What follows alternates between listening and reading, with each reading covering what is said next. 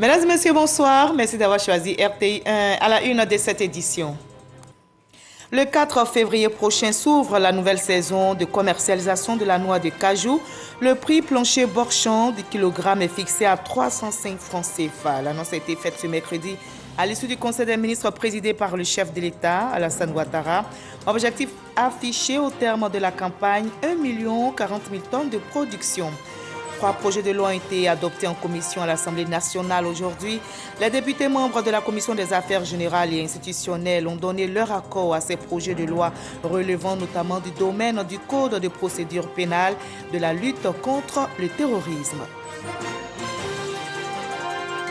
Le choc Côte d'Ivoire-Égypte en huitième de finale de la CAN Cameroun tourne en faveur des Pharaons.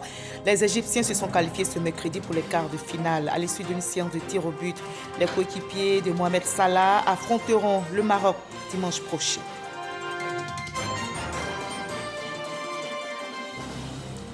Le Danemark envisage de lever toutes ses restrictions anti-Covid-19 le 1er février prochain. Et ce, malgré des cas records et des hospitalisations en hausse. Les autorités jugent la couverture vaccinale suffisante pour faire face à la moindre sévérité du variant Omicron. Soyez les bienvenus sur RTI1. Le 4 février prochain s'ouvre la nouvelle saison de commercialisation de la noix de cajou. Le prix plancher Borchamp du kilogramme est fixé à 305 francs CFA. L'annonce a été faite aujourd'hui même à l'issue du Conseil des ministres. Le gouvernement espère qu'au terme de cette campagne, l'objectif d'1 040 000 tonnes de production sera atteint. Jérôme Kofi Abolé. Il s'est réuni ce mercredi au palais présidentiel. Comme à son habitude, le Conseil des ministres a pris des mesures pour apporter des réponses aux différentes préoccupations. Au niveau des projets de loi, l'une des décisions consacre la ratification par le président de la République, Alassane Ouattara, de la Convention de travail dans le secteur de la pêche. Cette convention garantit aux travailleurs du secteur de la pêche de meilleures conditions donc de santé et de sécurité au travail, avec la réglementation notamment des modalités de construction et d'entretien des bateaux de pêche et la prohibition de toute forme inacceptable de travail pour l'ensemble des pêcheurs et donc bien évidemment pour les pêcheurs ivoiriens. Cette convention permettra également de lutter efficacement contre la pêche illégale et de préserver durablement l'environnement marin. Quant à la seule ordonnance prise, elle porte sur la création, l'attribution, l'organisation et le fonctionnement du guichet unique des entreprises de Côte d'Ivoire. Ce guichet est un établissement public de type particulier chargé de soutenir la croissance durable, la compétitivité de l'économie, l'emploi.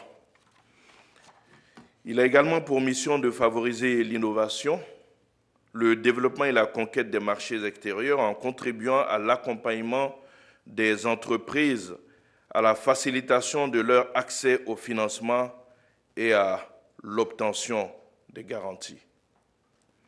L'action de ce guichet est orientée en priorité vers les entrepreneurs, les très petites entreprises, les petites et moyennes entreprises et les entreprises de taille intermédiaire. Au cours de cette réunion, il a été aussi question de la campagne 2022 de l'Anacarde. Selon le Conseil, cette campagne s'ouvre le 4 février avec comme prix plancher Borchamp fixé à 305 francs le kilogramme. Le Conseil a fixé l'ouverture de cette campagne 2022 au 4 février prochain et a arrêté le barème et les prix ci-après sur proposition, bien entendu, du Conseil du coton et de l'anacarde. Ainsi, le prix plancher obligatoire Borchamp est fixé à 305 francs. Les autres prix planchers obligatoires sont respectivement 330 francs le kilogramme au magasin intérieur, 359 francs le kilogramme au magasin usine et 389 francs le kilogramme au magasin portuaire. Le président de la République, Alassane Ouattara, a saisi l'occasion de cette réunion pour insister sur la transparence dans la gestion des affaires publiques. Pour lui, l'avènement de l'Ivoirien nouveau passe par la promotion de la culture de la bonne gouvernance. Il faut une plus grande responsabilité des directeurs généraux, des membres du conseil d'administration et surtout des ministres de tutelle qui doivent renforcer leur contrôle a priori. Monsieur le Premier ministre, je vous ai instruit à l'effet de prendre les dispositions pour la mise en œuvre diligente des orientations ainsi que des recommandations qui ont été faites par les audits réalisés.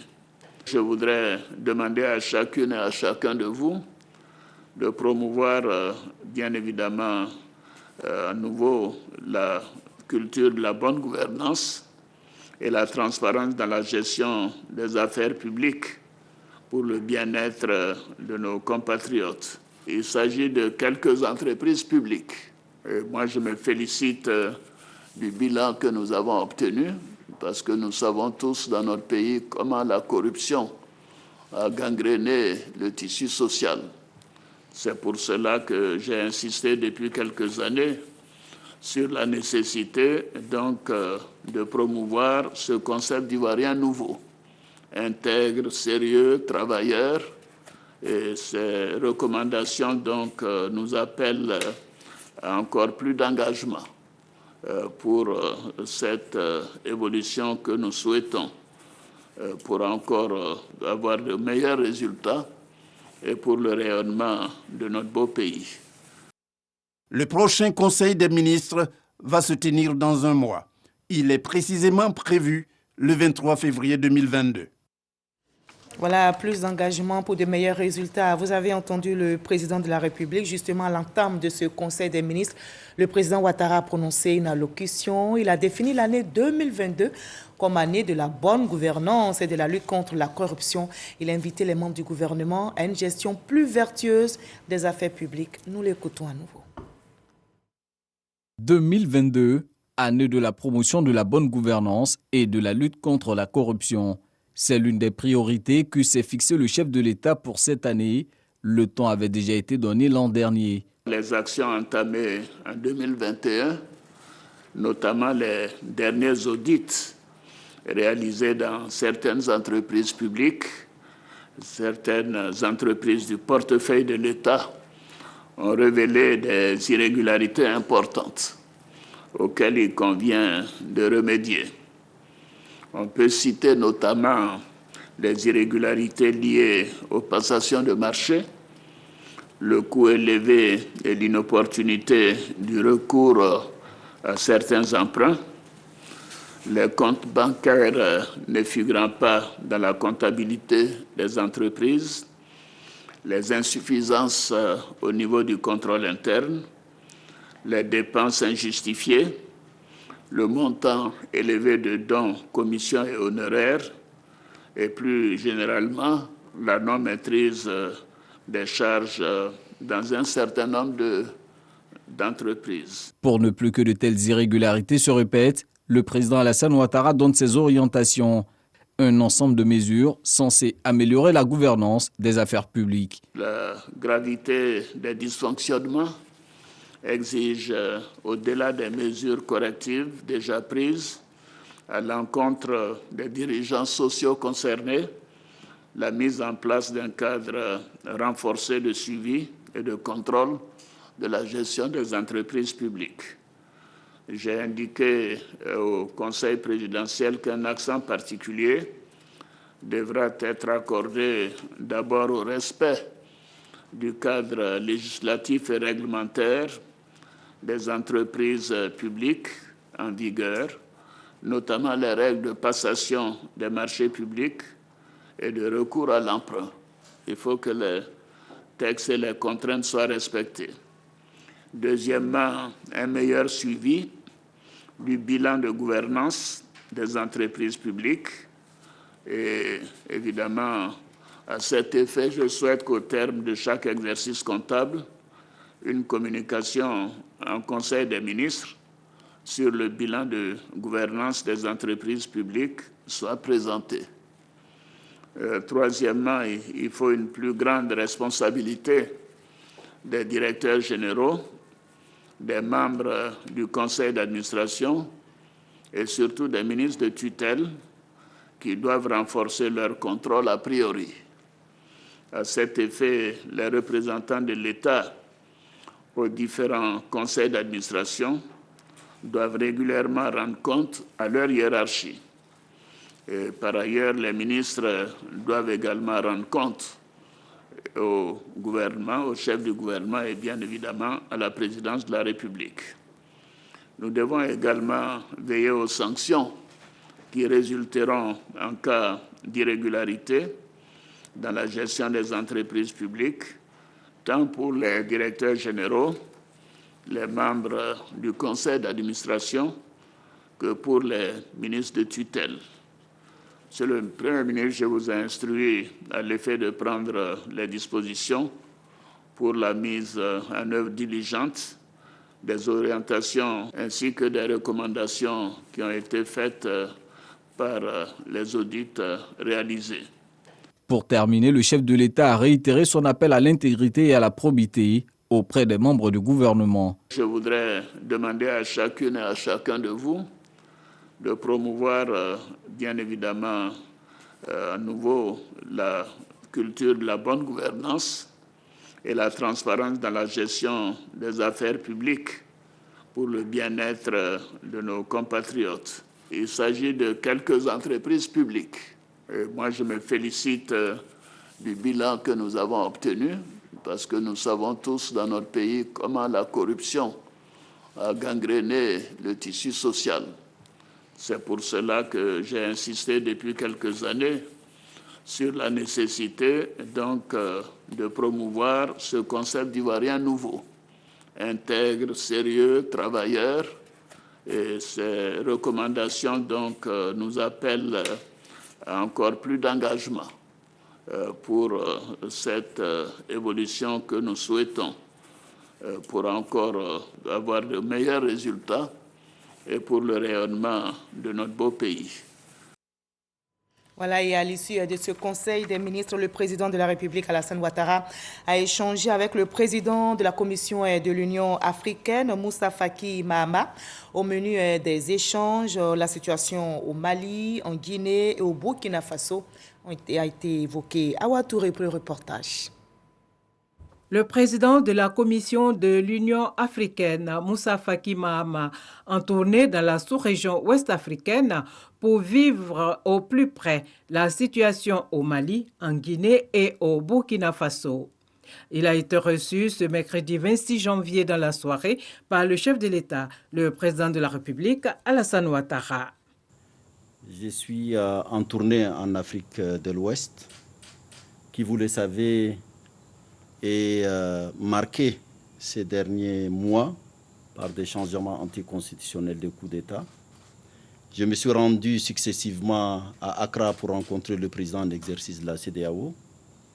Je suis allé également à Bamako pour rencontrer les autorités de la transition, à Dakar pour rencontrer le président Macky Sall, président du Sénégal, futur président de l'Union africaine. Et je suis arrivé ce soir à Abidjan pour rencontrer son Excellence, Monsieur le Président Alassane Ouattara, pour échanger sur cette situation, m'informer et prendre des conseils. Nous sommes dans la phase de préparation de notre sommet ordinaire à la fin de la semaine prochaine. Et il est tout à fait normal que le président de la commission que je suis puisse venir dans la région, échanger, être au plus près de la réalité sur le terrain et préparer le sommet qui sera certainement consacré en grande partie aux questions de paix, de sécurité et de stabilité dans notre continent. Dans le cadre des préparatifs du prochain sommet de l'Union africaine, le président de la Commission, Moussa Faki Mahama, a fait avec le président de la République, Alassane Ouattara, le point sur la situation sécuritaire en Afrique de l'Ouest et sur l'ensemble du continent. Nous partons à présent pour l'Assemblée nationale où 3 projets de loi ont été adoptés en commission aujourd'hui. Les députés membres de la Commission des affaires générales et institutionnelles ont donné leur accord à ces projets de loi relevant du domaine du code de procédure pénale, de la lutte contre le terrorisme, de l'organisation et du fonctionnement du pôle pénal, économique et financier. Éric Goré. Les députés membres de la Commission des affaires générales et institutionnelles de l'Assemblée nationale en séance de travail à l'hémicycle. Ils examinent 3 projets de loi proposés par la présidence de la République de Côte d'Ivoire. Le projet de loi portant création, compétences et organisation du pôle pénal, économique et financier. Le projet de loi portant ratification de l'ordonnance numéro 2021-431 du 8 septembre 2021 portant création de l'Académie internationale de lutte contre le terrorisme. Et enfin, le projet de loi modifiant le code de procédure pénale. C'est le ministre de la Justice et des Droits de l'Homme qui était devant les députés. Il s'agit principalement de prendre en compte les innovations opérées par le code pénal relatif à l'incrimination du crime d'agression, tel que prévu par l'article 29 du statut de Rome de la Cour pénale internationale, auquel la Côte d'Ivoire est partie. Cette nouvelle infraction est donc intégrée dans le code de procédure pénale au rang de crime imprescriptible, article 12 nouveau. Il en est de même des modalités d'inculpation des personnes morales, article 133 nouveau, dont la responsabilité pénale constitue désormais le principe dans le nouveau code pénal. Comme il est de tradition, il y a eu débat à l'Assemblée nationale concernant certains articles contenus dans ces projets de loi. La discussion principale a porté sur un amendement que nous avons proposé à l'article 69 du Code de procédure pénale. L'article 69, c'est cet article qui gère la question de la perquisition qui peut avoir lieu dans un cabinet d'avocats, dans un cabinet de médecins ou chez un officier ministériel ou public. On doit faire cette perquisition parce que l'avocat ou le médecin n'est pas en dehors de la loi. Mais nous disons, à partir du moment où l'avocat ou le médecin, la profession est fondée essentiellement sur la détention d'un secret professionnel que nous protégeons, il est mieux que l'article soit beaucoup moins général, beaucoup plus détaillé et plus précis. Évidemment, c'est la loi de la majorité. Cette proposition en commission n'a pas été retenue. Au final, ces projets de loi ont été adoptés à l'unanimité. Nous venons d'adopter à l'unanimité des membres de la commission les différents projets de loi que l'émissaire du président de la République nous a envoyés. C'est pour dire que les tests qui arrivent de la présidence sont de bons tests. Et nous apportons l'amélioration en quelque sorte pour éviter qu'il y ait une certaine injustice quelque part. Vous savez que le droit s'applique à la société. Lorsque la société évolue, effectivement, il faut que aussi le droit évolue. Ces 3 projets de loi examinés et adoptés par les députés sont contenus dans la Constitution du 8 novembre 2016, modifiée le 19 mars 2020. Autre institution, le Conseil économique, social, environnemental et culturel qui effectue sa rentrée solennelle demain jeudi. Le CESE, qui est à sa 13e mandature, aura un hôte de marque, le président de la République, Alassane Ouattara. Quels sont donc les enjeux d'un tel événement? Nous avons avec nous le secrétaire général du CESE, M. Nguessan Kouadio Claude. Bonsoir, M. Nguessan Kouadio Claude. Alors, le CESE, comme je l'ai dit, effectue sa rentrée solennelle demain jeudi en présence du chef de l'État. Dites-nous, quels sont les enjeux de cette 13e mandature qui débute demain officiellement? Merci, madame. Permettez-moi d'honorer l'un des devoirs de ma charge en venant sur ce plateau, celui de transmettre les salutations et les compliments du docteur Eugène Akaouele, président de l'institution, à monsieur le ministre en charge de la communication. Merci. Alors, les enjeux de cette 13e mandature qui débute demain? Alors, la rentrée solennelle marque le début officiel des activités de l'institution. Elle est importante et elle emporte 3 enjeux majeurs pour l'institution, pour celui qui dirige l'institution et pour l'environnement institutionnel. Pour l'institution, il faut noter que la rentrée solennelle sa tenue obéit à une exigence textuelle, puisque les dispositions réglementaires prévoient la tenue de la rentrée solennelle. Pour celui qui dirige l'institution, qui préside l'institution, la rentrée solennelle offre une tribune idéale pour présenter son discours programme qui décline les différentes activités qu'il est appelé à honorer à l'occasion de la mandature. Et pour l'environnement institutionnel ivoirien, si l'on définit les institutions comme étant des organes par lesquels l'autorité de l'État s'exerce, alors leur mise en fonction conditionne la sérénité du fonctionnement de l'État. Voici un peu les enjeux majeurs. Alors, à quoi faut-il s'attendre demain? Alors, demain, 2 actes essentiels marqueront l'événement. Il y a le cérémonial militaire, les honneurs militaires, mais il y a la rentrée solennelle proprement dite. Elle sera marquée par, comme je l'ai dit tantôt, le discours-programme très attendu du docteur Eugène Akawele, président du Conseil économique, social, environnemental et culturel. D'accord. Alors, éclairez-nous en quelques mots sur les missions du CESEC. Quel est son apport dans la vie de la nation? Merci, madame. Très bonne question. Le Conseil économique, social, environnemental et culturel est une chambre de réflexion, d'études, de propositions et de suggestions au service de l'exécutif et du Parlement. Le Conseil économique social est saisi par le président de la République, par le président de l'Assemblée nationale, par le président du Sénat. Il peut même surtout saisir sur toutes les questions à caractère économique, social, environnemental et culturel. Et en termes de fonctionnement, il y a 2 grands axes. Il y a des organes institutionnels et des organes administratifs. Sous l'angle des organes institutionnels, on peut citer l'Assemblée plénière, qui est la plénière, c'est l'organe de délibération. Il y a le bureau, qui est l'organe de direction, composé de membres nommés par le président de la République. On peut rappeler le nombre de personnes nommées par le président de la République rapidement. Alors, il y a 12 personnes. Il y a le président, les vice-présidents, les questeurs et les secrétaires. D'accord. Alors, nous sommes au niveau des organes institutionnels. Il y a les commissions. Les commissions et la commission permanente, ce sont les groupes de travail des conseillers. Et il y a des commissions ad hoc qui sont ponctuellement mises en place pour adresser des thématiques ponctuelles. Et à côté de cela, nous avons les organes administratifs. Il y a le cabinet du président et le secrétariat général.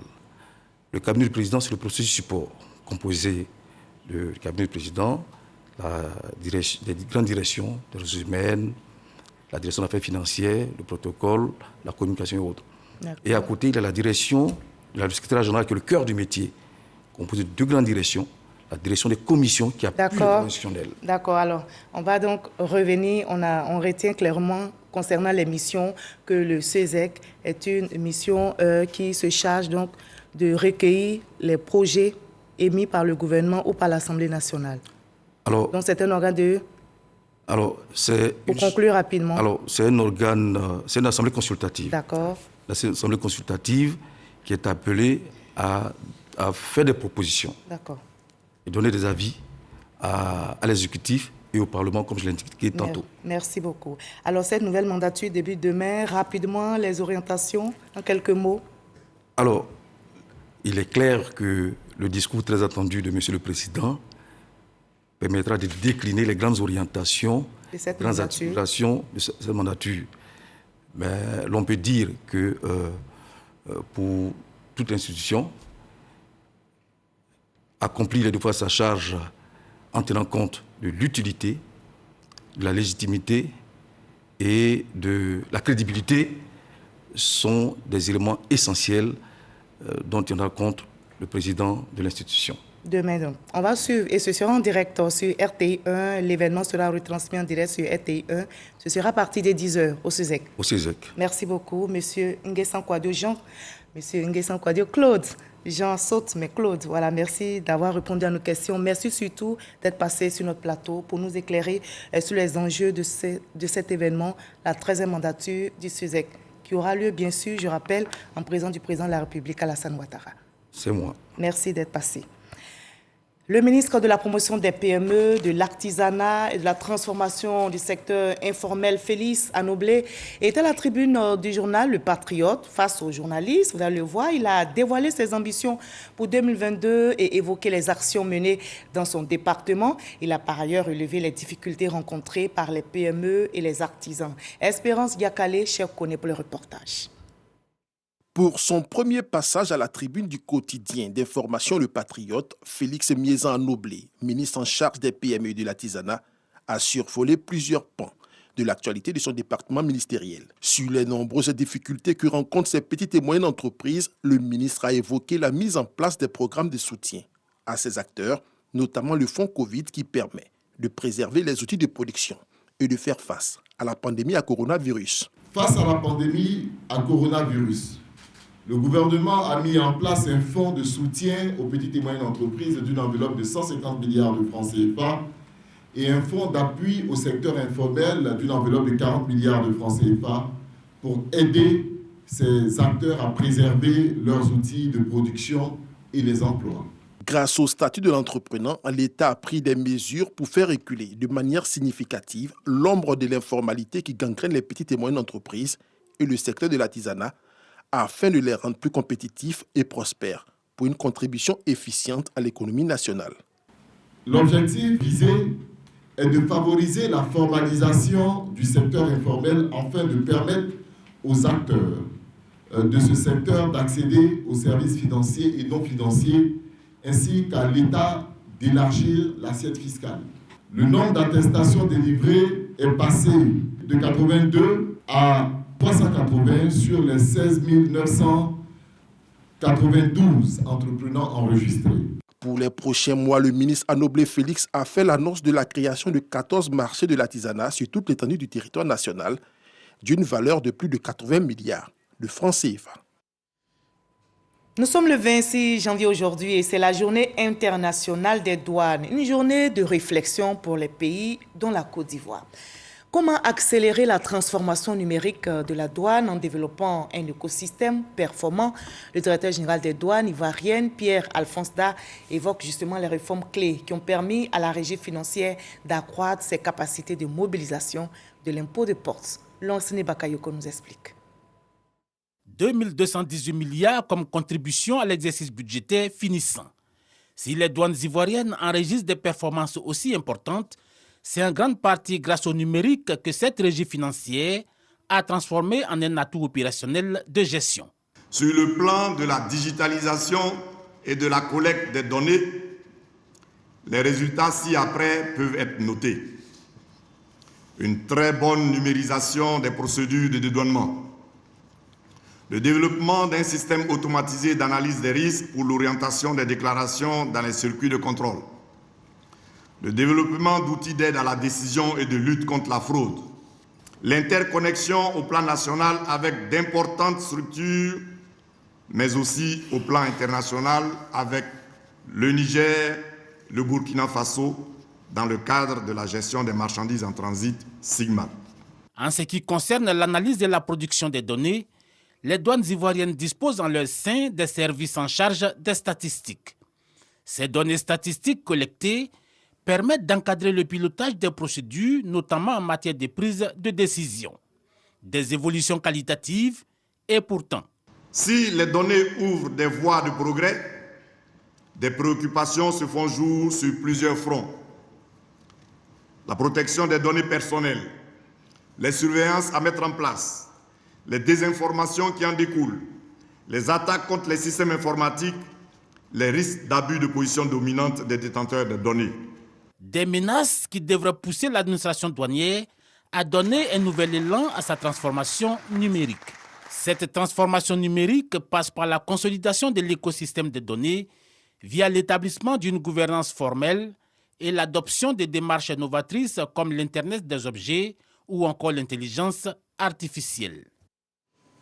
Autre événement qui retient l'attention, il s'agit de la Journée mondiale de la culture africaine et afrodescendante. En Côte d'Ivoire, c'est la ville d'Adiaké, dans le sud Comoé, qui a abrité cette édition 2022. L'événement a été marqué par la valorisation et la sauvegarde du patrimoine culturel africain.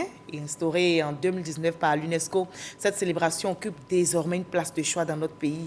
Le cinéma, vecteur de transmission des cultures africaines, est au cœur de cette journée, nous rapporte Serge Coléa.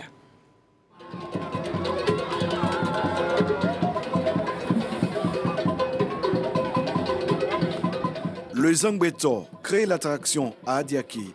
La communauté béninoise montre ainsi la vitalité de ses valeurs traditionnelles, même loin de ses terres originelles.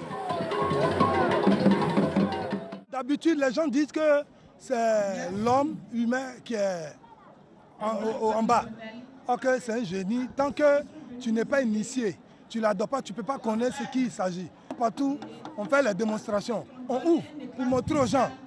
Ils n'ont qu'à regarder dedans. Ce n'est pas l'homme. Quand on le dépose, c'est un esprit qu'on adore. C'est ça qui est fétiche Zangbeto. C'est lui qui est nos gardiens de nuit, qui protège tout le monde. Alafé Wakili, président du comité de la JMCA, la Journée mondiale de la culture africaine et afrodescendante, et son équipe n'ont occulté aucune dimension de l'expression culturelle du continent.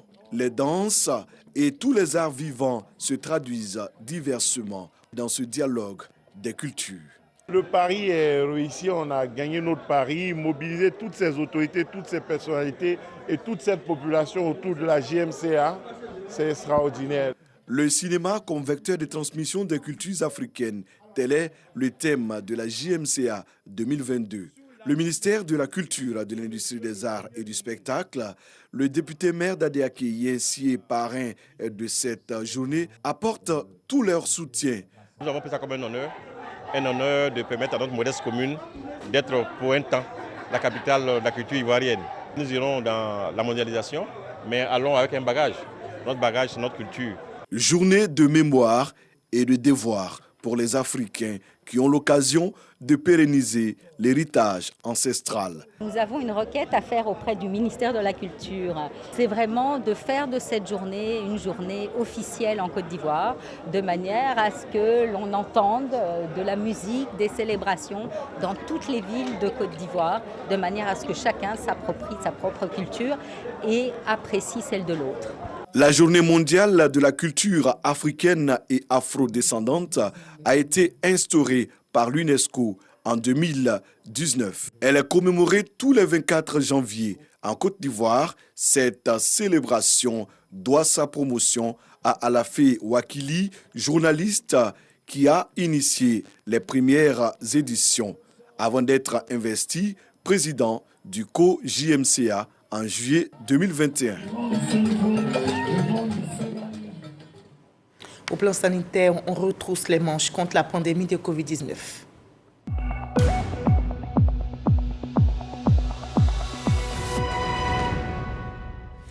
Ce mercredi 26 janvier, les chiffres affichent en Côte d'Ivoire 33 cas positifs sur 1896 échantillons prélevés, soit 1,7% de cas positifs, 76 nouvelles guérisons, 2471 cas actifs, 0 décès. Faisons-nous tous vacciner, protégeons-nous, protégeons les autres, continuons surtout d'observer les gestes barrières.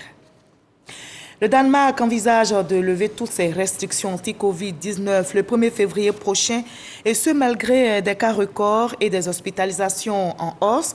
Les autorités jugent la couverture vaccinale suffisante pour faire face à la moindre sévérité du variant Omicron. Le pays nordique deviendrait ainsi, en cas d'application de cette décision, le premier dans l'Union européenne à sauter le pas malgré la vague du variant Omicron. Et ici, en Côte d'Ivoire, l'Église catholique veut apporter sa contribution à une école de qualité. Les évêques sont à Gagnoa donc pour la 120e conférence épiscopale. Ils affirment leurs idées, leurs actions pour une éducation au service d'un développement humain et intégral. Les travaux qui prennent fin ce dimanche seront sanctionnés par une lettre pastorale sur l'éducation, nous rapporte Eugène Toubé. Plusieurs chorales des différentes paroisses de l'archidiocèse de Gagnoa accompagnent l'arrivée au centre Emmaüs des évêques catholiques de Côte d'Ivoire. Ils sont venus des 15 archidiocèses et diocèses que compte l'Église catholique, soutenus à l'ouverture des travaux par Monseigneur Paulo Borgia, nonce apostolique, les autorités administratives, les élus locaux, les autorités coutumières et les représentants des confessions religieuses sœurs. Le président de la conférence des évêques de Côte d'Ivoire, Monseigneur Ignace Bessi, plante le décor, rappelant l'intérêt et la portée de la rencontre. Actualiser l'enseignement de la catéchèse, moyen de connaissance de l'évangile et chemin de foi, mais aussi et surtout faire de la formation catéchistique un levier de l'éducation qui conduise à un développement humain intégral.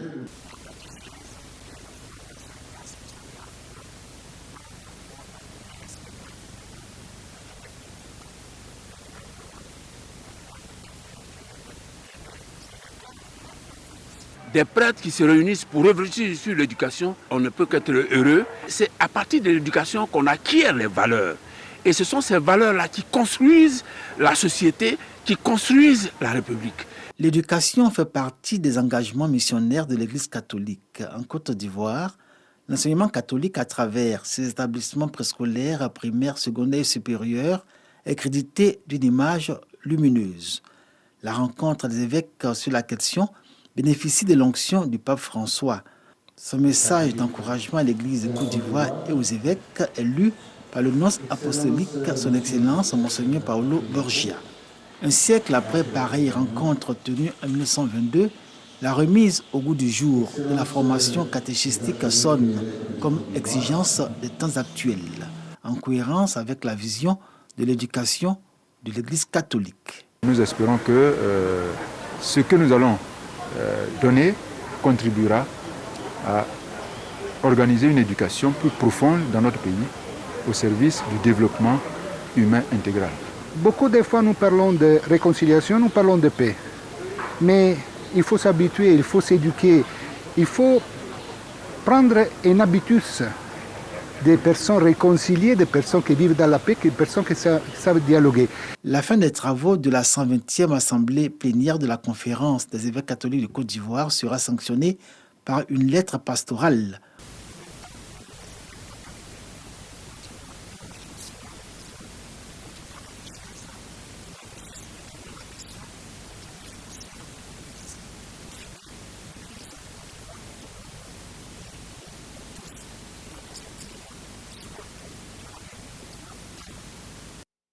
Et on garde le sourire malgré tout. Vous connaissez, vous aimez Bonjour, l'émission humoristique de RTI qui poursuit sa tournée à l'intérieur du pays. L'équipe de production était samedi dernier à la place Eke Elengan d'Aboisseau où les humoristes ont réussi à arracher le sourire aux populations de cette localité. On l'espère aussi pour vous qui allez regarder ce reportage. Allez voir l'ambiance de cette étape avec notre reporter Pagasoro Kone de Madonchi. 4 années consécutives que la mythique place Eke Elengan d'Aboisseau accueille équipe de production et humoristes de Bonjour, émission humoristique de la RTI. C'est comme une go baoulée que tu invites à un restaurant. Il lui a donné frites. On l'a servi frites. Elle a dit, qui a découpé une la petit comme ça? Monsieur Fosseni Dambélé, le directeur général de la RTI, veut saluer toutes ces braves populations. Et vous dit encore merci de recevoir Bonjour chez vous. C'est la 4e fois. Et de dire, nous sommes toujours forts quand nous sommes ensemble. Allons-y, soyons toujours ensemble dans la cohésion. Bonjour à Aboisseau. Opportunité toute trouvée par le président du conseil régional du Sud Comoé d'exhorter les populations à préserver l'harmonie et la cohésion de la région.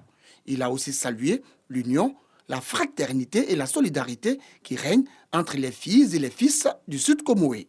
Nous sommes ici surtout pour revenir rire, pour retrouver un peu de gaieté, mais je voudrais saisir cette occasion pour saluer et remercier le directeur général de la RTI, le frère Foussenou Dambélé, en même temps avoir une attention toute particulière pour toutes les autorités administratives, politiques, pour les autorités traditionnelles, les autorités militaires, pour la jeunesse et pour la chefferie, et leur souhaiter bonne soirée de Bonjour 2022. À Aboisseau, personne ne voulait se faire compter l'événement, d'où la forte mobilisation des populations qui n'ont pas boudé leur plaisir. J'ai apprécié les comédiens vraiment. Je suis très contente. Je remercie M. Akaolé. Je le remercie beaucoup de ce qu'il fait pour la population d'Aboisseau. Ils ont choisi vraiment des artistes, des humoristes qui sont vraiment sur le plan national, qui sont vraiment connus et que toute la population attend. Encore une fois, merci à la RTI et nous espérons que les autres villes auront aussi le même plaisir que nous. Je suis très ravie d'être restée à cette soirée de Bonjour 2022. C'est toute une première de prendre part. Et il faut dire que nous avons passé une superbe soirée. Les humoristes étaient à la hauteur. Et je tiens ce micro pour dire merci à notre patron, le docteur Akaolé, qui est mon président. Fini Bonjour à Aboisseau. Rendez-vous est pris en 2023. Prochaine étape pour équipe de production et humoriste Jacquesville, dans la région des Grands Ponts. Allez, mon bic est tombé. Le professeur d'anglais a entendu ça. Il sait que ça, c'est pas anglais. Il dit, you, what do you say? Il dit, toi, tu dis quoi? Il doit se justifier maintenant. Il s'élève. Lui qui est fait mister. Comme mon bic history, I say to Yao to famami. A été vous permet aussi de suivre l'actualité sportive africaine dominée par la CAN, la Coupe d'Afrique des Nations de football en cours au Cameroun.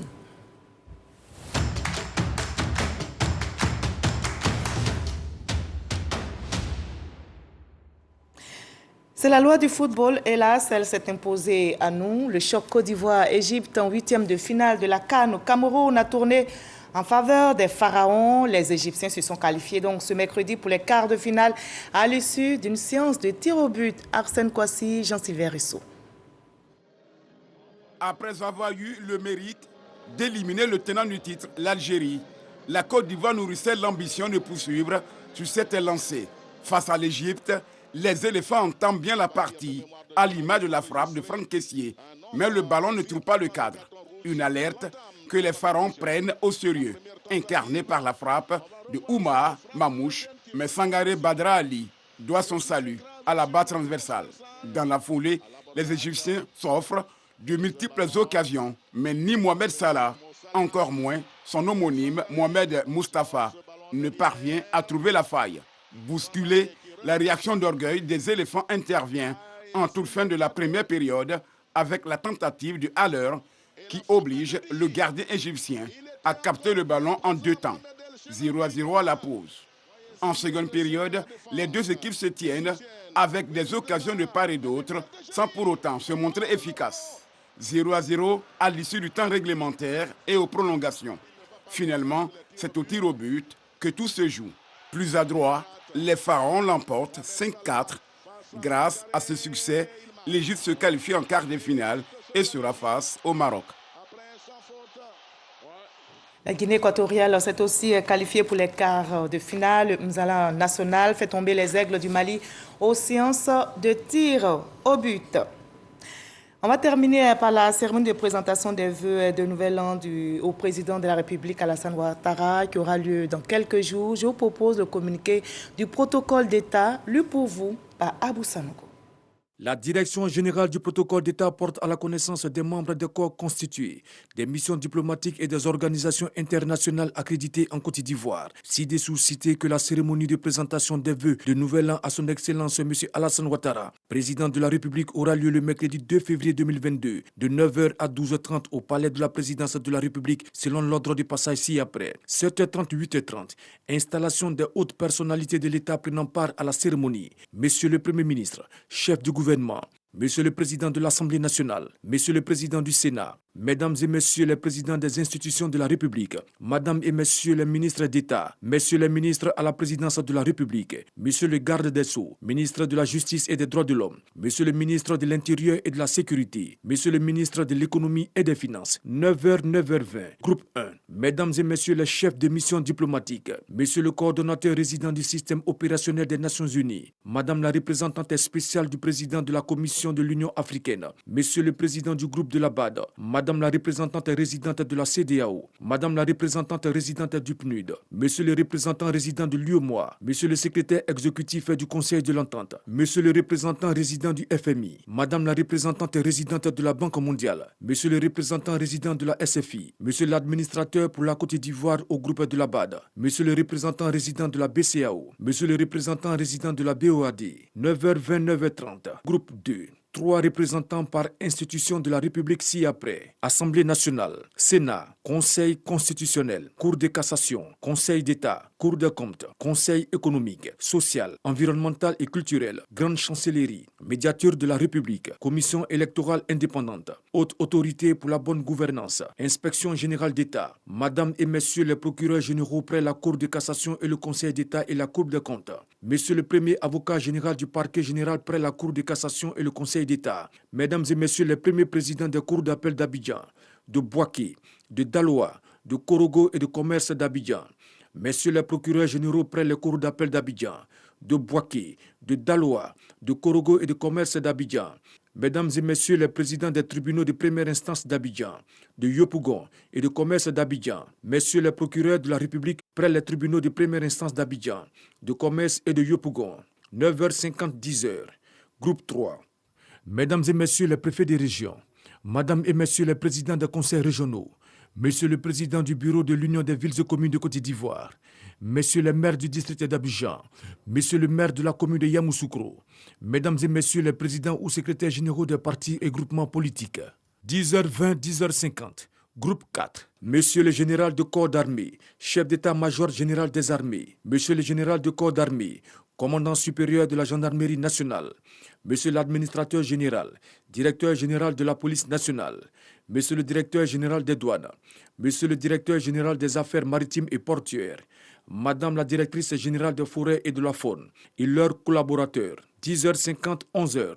Groupe 5. Monsieur le président de l'Académie des sciences, des arts, des cultures d'Afrique et des diasporas africaines, ASCAD, Madame et Messieurs les présidents des universités publiques de Côte d'Ivoire, Madame la présidente du Conseil national des droits de l'homme de Côte d'Ivoire, Messieurs les présidents des autorités de régulation, Messieurs les présidents des chambres consulaires, Mesdames et Messieurs les présidents du Conseil d'administration et directeurs généraux des sociétés d'État, Messieurs les présidents de la Confédération générale des entreprises de Côte d'Ivoire et de la plateforme unique des petites et moyennes entreprises, Monsieur le président de l'Association professionnelle des banques et établissements financiers de Côte d'Ivoire, Monsieur le président de l'Association des sociétés d'assurance de Côte d'Ivoire, Monsieur le bâtonnier de l'Ordre des avocats de Côte d'Ivoire, Mesdames et Messieurs les présidents des ordres et organisations professionnelles, Messieurs les secrétaires généraux des centrales syndicales, UGTCI, Dignité, Humanisme, FESACI, UNATCI, Monsieur le président de la Ligue ivoirienne des droits de l'homme, Monsieur le président du Mouvement ivoirien des droits de l'homme, Monsieur le président d'Action pour la protection des droits de l'homme.